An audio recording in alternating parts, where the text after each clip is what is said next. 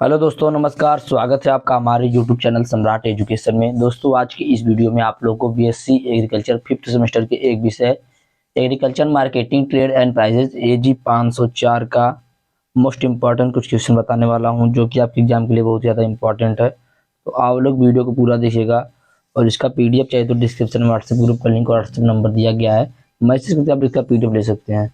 चलिए देखते हैं पहला क्वेश्चन। तो पहला क्वेश्चन है, विपणन योग्य अतिरेक को प्रभावित करने वाले कारक कौन कौन से हैं। ठीक है, विपणन योग्य जो अतिरेक होता है, मार्केटेबल सरप्लस होता है, उसको प्रभावित करने वाले कारक कौन कौन से होते हैं उसके बारे में देखेंगे, और मार्केट सरप्लस क्या होता है उसको भी देखेंगे। ठीक है तो चलिए देखते हैं।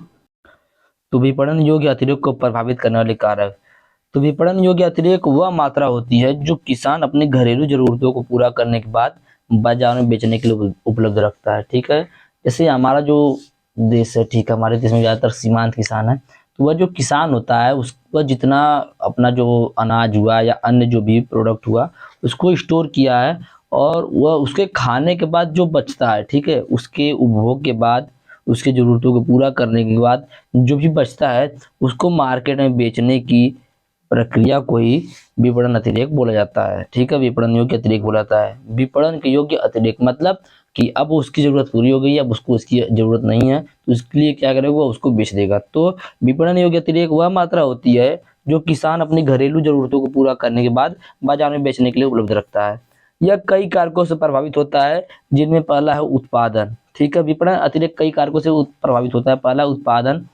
तो उत्पादकता, उन्नत कृषि तकनीकों, बेहतर बीजों और उर्वरकों के उपयोग और सिंचाई सुविधाओं में सुधार से उत्पादन में वृद्धि हो सकती है, जिससे विपणन योग्य अतिरेक में वृद्धि हो सकती है। मतलब क्या बोल रहा है कि यदि उन्नत कृषि तकनीक का यूज करेंगे, बेहतर बीज का और उर्वरक का उपयोग करेंगे, अच्छी सिंचाई सुविधा का उपयोग करेंगे, तो उससे उत्पादन में वृद्धि हो सकती है, जिससे विपणन योग्य अतिरेक में वृद्धि होगी। जब उत्पादन अधिक होगा लेकिन जरूरत उसकी जितनी है उतनी ही रहेगी, तो उससे क्या होगा, विपणन योग्य अतिरेक में वृद्धि होगी। जैसे पहले वो 50, जैसे हमारे एग्जाम्पल के तौर पे वह 10 कुंटल उत्पादन करता था, ठीक है, जिसमें से वह 8 कुंटल क्या करता था, अपने उपयोग में लेता था, 2 कुंटल बेच देता था। लेकिन अब क्या करेगा, अब वो 15 कुंटल का उत्पादन करेगा, नई नई टेक्नोलॉजी का यूज करके, अच्छे बीज का यूज करके, अच्छे टेक्नोलॉजी का यूज करके।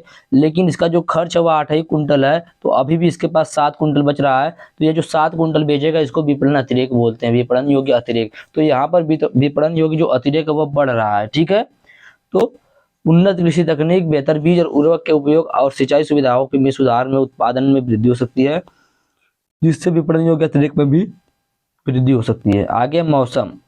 तो अनुकूल मौसम जैसे कि पर्याप्त वर्षा और धूप उच्च उत्पादन और विपणन योग्य अतिरेक का कारण बन सकता है। ठीक है, फसल के अनुकूल मौसम जैसे कि पर्याप्त वर्षा, धूप, उच्च उत्पादन और विपणन योग्य अतिरेक का कारण बन सकता है, क्योंकि इससे भी अधिक उत्पादन प्राप्त होगा, और उत्पादन अधिक प्राप्त होगा तो विपणन योग्य अतिरेक भी अधिक होगा। आगे प्राकृतिक आपदाएं। सूखा, बाढ़, तूफान और अन्य प्राकृतिक आपदाएं उत्पादन को कम कर सकती हैं और विपणन योग्य अतिरेक को प्रभावित कर सकती हैं। ठीक है, तो यदि बाढ़ आ जाएगा, सूखा आ जाएगा, अन्य कोई भी प्राकृतिक आपदा आ जाएगी, तो इससे क्या होगा, इससे उत्पादन कम हो जाएगा और विपणन योग्य अतिरेक भी कम हो जाएगा। मैंने बताया 10 कुंटल उत्पादन करता था, यदि बाढ़, सूखा, ठंडा आ जाएगा, यानी कोई प्राकृतिक आपदा आ जाएगी, तो 7 ही कुंटल उत्पादन करेगा या 8 ही कुंटल उत्पादन करेगा। लेकिन 8 ही कुंटल तो इसका खर्चा भी मैंने बताया था, तो इसको बेचने के लिए भी नहीं बचेगा और इसको और खरीदना भी ना पड़ जाए, ऐसा हो सकता है। ठीक है, तो प्राकृतिक आपदा इसको प्रभावित करती है। आगे देखते हैं मांग। तो बढ़ती आबादी खाद्यान्न की मांग को बढ़ा सकती है, जिससे विपणन योग्य अतिरेक में वृद्धि हो सकता है।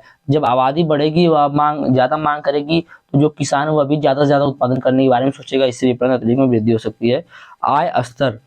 तो बढ़ती आय लोगों को अधिक खाद्य खरीदने की क्षमता प्रदान करती है, जिससे मांग और विपणन योग्य अतिरेक में वृद्धि होती है। आगे है खाद्य कीमत। तो ऊंची खाद्य कीमतें किसानों को अधिक उत्पादन करने और बाजार में लाने के लिए प्रोत्साहित करती है। मतलब ज्यादा जो खाद्य की कीमत होती है वो किसानों को अधिक उत्पादन करने के लिए और बाजार में ले जाने के लिए प्रोत्साहित करती हैं, जिससे विपणन योग्य अतिरेक में वृद्धि होती है। आगे सरकारी नीतियां। तो सरकारी नीतियां जैसे कि सब्सिडी, न्यूनतम समर्थन मूल्य एमएसपी और सार्वजनिक वितरण प्रणाली खाद्यान्न की मांग और विपणन योग्य अतिरेक को प्रभावित कर सकती है। ठीक है, तो यह सरकार की नीतियां थी। आगे देखते हैं। भंडारण तो उचित भंडारण सुविधाओं की कमी से उत्पादन का नुकसान हो सकता है और विपणन योग्य अतिरेक कम हो सकता है। ठीक है, यदि उच्च भंडारण सुविधाओं का हम लोग उपयोग नहीं कर पाएंगे तो उससे क्या होगा, उससे फसल खराब हो जाएगी, विपणन योग्य जो अतिरिक्त होता है वह कम हो जाएगा। आगे परिवहन, तो कुशल परिवहन व्यवस्था किसानों को अपने उत्पादों को बाजार में आसानी से ले जाने में मदद करता है, जिससे विपणन योग्य अतिरेक में वृद्धि होती है। देखिए, प्रभावित करने वाले जो कारक मैं सब कुछ बता रहा हूँ, इंपॉर्टेंट क्वेश्चन है, सब याद रखिएगा। अगला है बाजार संरचना, तो मीडिया तक पहुंच, मीडिया मतलब जो इसको खरीदने वाला है, समझिएगा।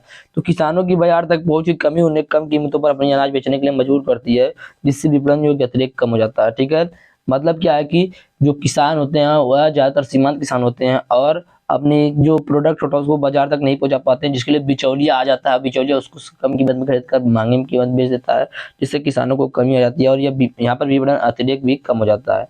ठीक है, आगे बिचौलिए, तो बिचौलिए किसानों को कम कीमतों पर उपज खरीद सकते हैं और उन्हें उच्च कीमतों पर बेच सकते हैं, जिससे किसानों का मुनाफा होता है और विपणन योग्य अतिरेक कम होता है। ठीक है, किसानों का मुनाफा कम होता है और विपणन योग्य अतिरेक भी कम हो जाता है। आगे सरकारी नीतियां, तो कृषि ऋण नीतियां आसान ऋण सुविधाएं किसानों को अधिक उत्पादन करने और बीज और बाजार में ले जाने के लिए प्रोत्साहित करती हैं, जिससे विपणन योग्य अतिरेक में वृद्धि होती है। आगे कृषि विपणन नीतियां, तो किसानों के लिए बेहतर बाजार सुविधाओं और बुनियादी ढांचों को विकसित करने वाली नीतियां विपणन योग्य अतिरेक को बढ़ावा देती हैं। तो यह था आप लोगों का पहला क्वेश्चन, विपणन योग्य अतिरेक को प्रभावित करने वाले कारक कौन कौन से हैं।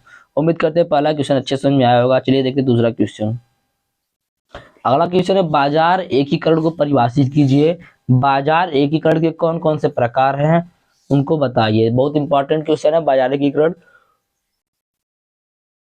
मार्केट इंटीग्रेशन कहते हैं, मतलब जो विभिन्न प्रकार के बाजार हैं उनको एक ही साथ जोड़ देंगे, एकीकृत कर देंगे, तो उसको क्या बोलेंगे, एकीकृत बाजार या बाजार एकीकरण। जैसे क्या हुआ कि एक दोस्त, आप दो दोस्त हैं, ठीक है, एक दोस्त आपका रहता है मुंबई, एक दोस्त रहता है, सॉरी मुंबई बोल रहा हूँ, आप लोग दो दोस्त हैं, एक ही जगह पर आते हैं, लेकिन एक यहाँ पर गली है सब्जी की, एक दूसरी गली सब्जी की। ठीक है, यहाँ पर भी दो दुकान है, यहाँ पर तीन दुकान है, तो यहाँ पर जो दो दुकान है यहाँ का सब्जी थोड़ा महंगा रहेगा, यहाँ का सब्जी थोड़ा सस्ता रहेगा।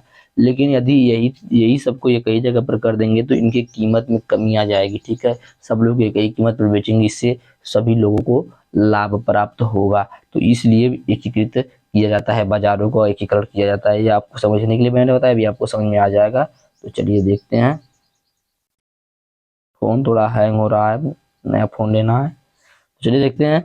बाजार एकीकरण तब होता है जब विभिन्न स्थानों या संबंधित वस्तुओं के बीच कीमतें लंबी अवधि में समान पैटर्न का पालन करती हैं। ध्यान समझिएगा, बाजार एकीकरण तब होता है जब विभिन्न स्थानों या संबंधित वस्तुओं के बीच कीमतें लंबी अवधि में समान पैटर्न का पालन करती हैं।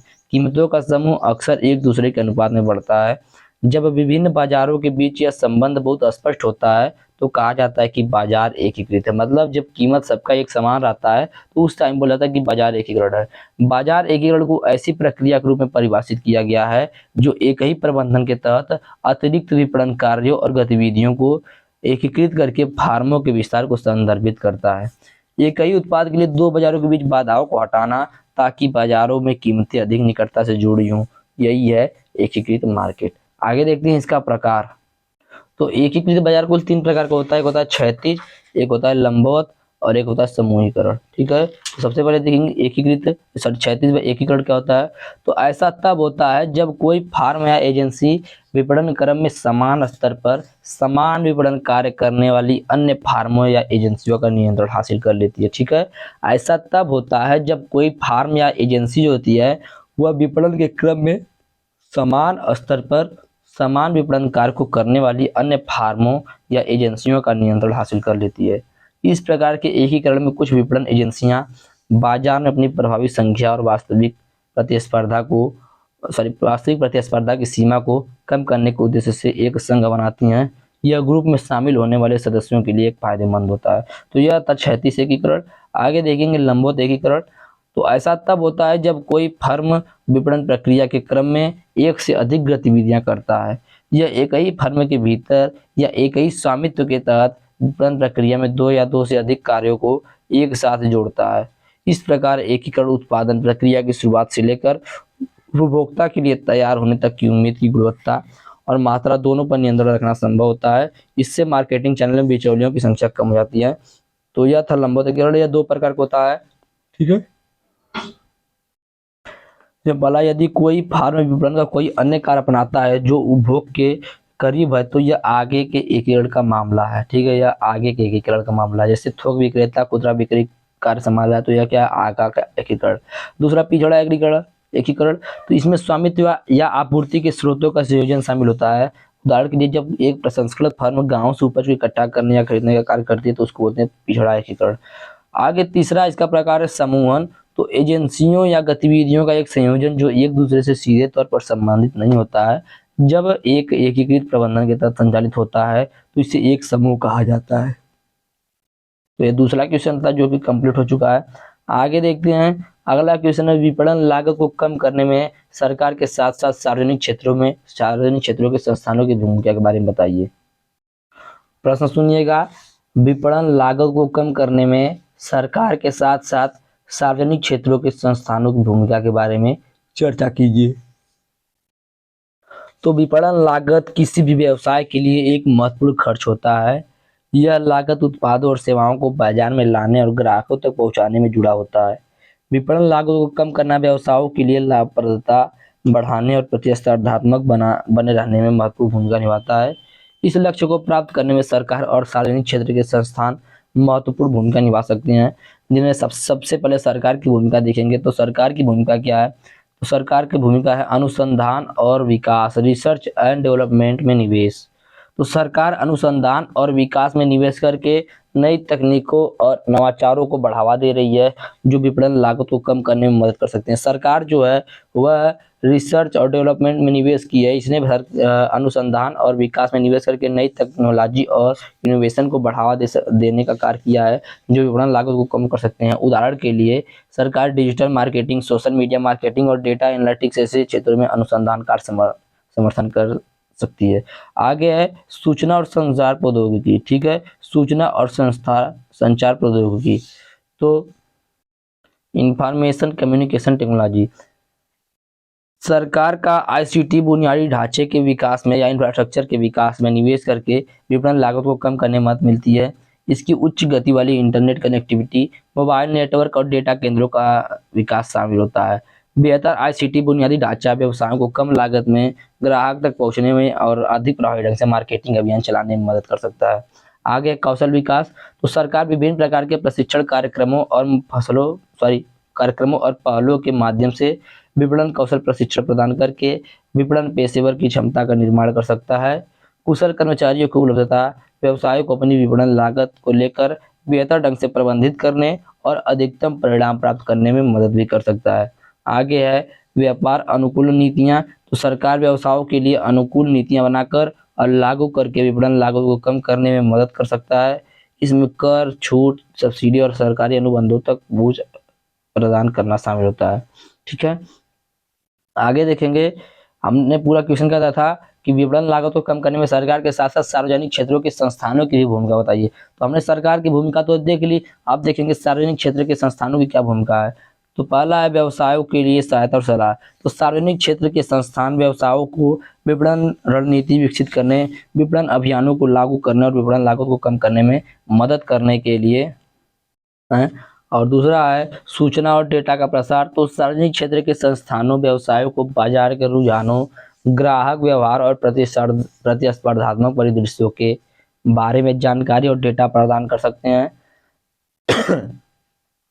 यह जानकारी व्यवसायों को अधिक प्रभावी ढंग से विपणन अभियानों को लक्षित करने और विपणन लागत को कम करने में मदद कर सकती है। आगे है नेटवर्किंग और सहयोग के अवसर।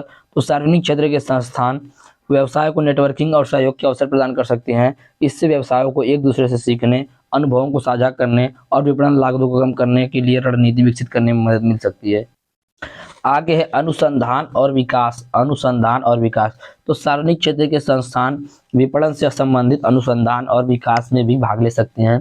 यह अनुसंधान नई तकनीकों और रणनीतियों को विकसित करने में मदद कर सकता है, जो व्यवसायों का विपणन लागत कम करने में मदद कर सकते हैं। जल्दी जल्दी बोल रहा हूँ क्योंकि थोड़ा सा लेट हो गया है और टाइम देखिए कितना हो चुका है, अभी 8:32 हो चुका है, ठीक है, इसकी वजह से। अगला क्वेश्चन है, समय और क्षेत्र के आधार पर बाजार का वर्गीकरण कीजिए। समय और क्षेत्र के आधार पर बाजार का वर्गीकरण करना है तो समय के आधार पर बाजार दो प्रकार का होता है, मध्यकालीन और अल्पकालीन और दीर्घकालीन। और क्षेत्र के आधार पर बाजार कई प्रकार का होता है, सभी को देखेंगे, चलिए देखते हैं। तो बाजारों को विभिन्न कारकों के आधार पर वर्गीकृत किया जा सकता है, जिनमें समय और क्षेत्र भी शामिल है। समय के आधार पर बाजार का वर्गीकरण, तो समय के आधार पर बाजार दो प्रकार का होता है। पहला होता है अल्पकालीन बाजार, तो यह वह बाजार होता है जो एक निश्चित अवधि के लिए होता है, जो एक निश्चित अवधि के लिए होता है, आमतौर पर कुछ महीने के लिए या एक साल तक के लिए। अल्पकालीन बाजारों में कीमत, उत्पादन लागत और मौजूदा आपूर्ति और मांग जैसी विभिन्न प्रकार के कार्य होते हैं। ठीक है, तो अल्पकालीन वह बाजार होता है जो एक निश्चित अवधि के लिए होता है। आगे देखते हैं दीर्घकालीन बाजार, तो दीर्घकालीन बाजार वह बाजार है जो एक लंबी अवधि तक नहीं हो, लंबी अवधि तक होता है, आमतौर पर लगभग कई सालों तक, वह एक साल तक था या कई सालों तक होता है। दीर्घकालीन बाजारों में नई टेक्नोलॉजी, उत्पादकों और प्रवेशकों के आगमन जैसे कारकों द्वारा कीमतें निर्धारित होती हैं। तो यह था समय के आधार पर। अब देखेंगे क्षेत्र के आधार पर, तो क्षेत्र के आधार पर पहला है स्थानीय बाजार, तो यह वह बाजार होता है जो एक छोटे से भौगोलिक क्षेत्र को कवर करता है, जैसे कि एक शहर या एक क्षेत्र को। और स्थानीय बाजारों में विक्रेता और खरीदार आमतौर पर एक दूसरे से परिचित होते हैं और कीमतें व्यक्तिगत संबंधों और स्थानीय रीति रिवाजों से प्रभावित हो सकती है। मतलब क्या होता है, जैसे आपके गांव में देखेंगे छोटे छोटे दुकान लगे होते हैं, सब्जी की दुकान मिल जाएगी, किराने की दुकान मिल जाएगी, तो ये सब क्या है, ये सब स्थानीय बाजार है। ठीक है, आपके स्थान में पाए जा रहे हैं, अपने गाँव में क्षेत्र में पाए जा रहे हैं। अगला क्षेत्रीय बाजार, तो यह वह बाजार हो जो एक बड़े क्षेत्र एवं भौगोलिक क्षेत्र को कवर करता है, जैसे कि एक राज्य या कई राज्य को। क्षेत्रीय बाजारों में विक्रेता और खरीदार एक दूसरे से कम परिचित होते हैं और कीमतें, प्रतिस्पर्धा और परिवहन लागत जैसे कारकों से प्रभावित होती हैं। ठीक है, क्षेत्रीय बाजार मतलब पूरे राज्य के बारे में, जो राज्य लेवल पर जो मार्केट होता है उसको बोलते हैं। और जो आपका पहला था स्थानीय बाजार, या आपकी मंडी को भी बोल सकते हैं। आगे है राष्ट्रीय बाजार, तो यह वह बाजार होता है जो एक पूरे देश को कवर करता है। राष्ट्रीय बाजारों में विक्रेता और खरीदार एक दूसरे से कम परिचित होते हैं और कीमतें राष्ट्रीय नीतियां, कानून और प्रतिस्पर्धा जैसे कारकों से प्रभावित होती हैं। आगे अगला अंतर्राष्ट्रीय बाजार, तो यह वह बाजार है जो कई देशों को कवर करता है। अंतर्राष्ट्रीय बाजारों में विक्रेता और खरीदार एक दूसरे से कम परिचित होते हैं और कीमतें अंतर्राष्ट्रीय व्यापार नीतियां, मुद्रा विनिमय दर और परिवहन लागत जैसे कारकों से प्रभावित होती है। इसके लिए उदाहरण दिया गया है, थोड़ा सा देख लीजिए, समझ में आ जाएगा अभी सब। तो अल्पकालीन बाजार किसानों का बाजार, जहाँ वे ताजी सब्जियां बेचते हैं, जैसे मंडी हो गया। दीर्घकालीन बाजार जैसे ऑटोमोबाइल उद्योग हो गया, जहाँ नए मॉडल और तकनीकों का विकास होता है। आगे स्थानीय बाजार, तो एक शहर की एक किराने की दुकान हो सकती है। क्षेत्रीय बाजार एक सुपरमार्केट चेन जो कई राज्यों में स्टोर रखती है। और राष्ट्रीय बाजार एक फास्ट फूड चेन हो सकता है। और अंतर्राष्ट्रीय बाजार एक बहुराष्ट्रीय कंपनी जो दुनिया भर में उत्पादों का विपणन करती है वह हो सकती है। तो ये 4 क्वेश्चन थे जो मैंने आप लोगों को बताया। उम्मीद करते समझ में आया होगा और वीडियो अच्छा लगा होगा। वीडियो अच्छा लगा तो वीडियो को लाइक कीजिएगा, चैनल को सब्सक्राइब कीजिएगा, अपने दोस्तों के पास शेयर जरूर कीजिएगा। धन्यवाद, जय हिंद।